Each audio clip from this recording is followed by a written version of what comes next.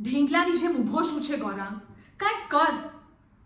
પપ્પાજીના પેન્શનના એકે એક રૂપિયા આપણા હાથમાં આવવા જોઈએ, બાકી કોઈને એક રૂપિયો પણ મળવો ના જોઈએ. તો ઘરનો મોટો છે, આજ સુધી પપ્પાજીની દરેક વસ્તુનું ખ્યાલ તે રાખ્યું છે, તે એમને સંભાળ્યા છે. તો પછી એમના પૈસા પર પણ હક તારા એકલાનો થયો ને? અરે પણ મેં તને કાંઈક પૂછ્યું કીધું નહીં ને?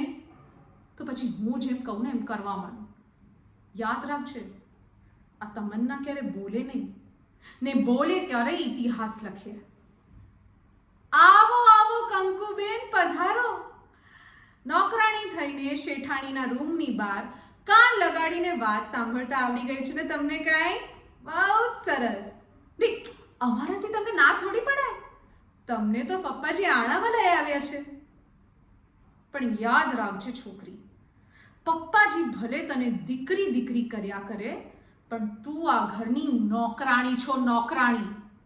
માપમાં રહેજે ને તો માપી નાખીશ તને. યાદ રાખજે, તારી જગ્યા તમન્નાની જુત્તીમાં છે. મમ્મીજી આવો ને, હું કંકુને હમણાં તમારી જ વાત કરતી હતી. હા ને કંકુ?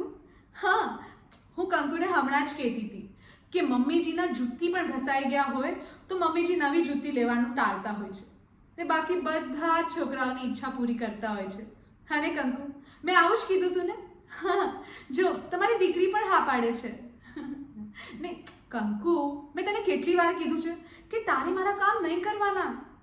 અમે ઘરના મોટા છીએ, અમારે તો કામ કરવાના હોય. લાવ, એ ટ્રે મને આપી દે. તું મમ્મીજી પાસે બેસ. હા, હું હમણાં ટ્રે મૂકીને આવું છું.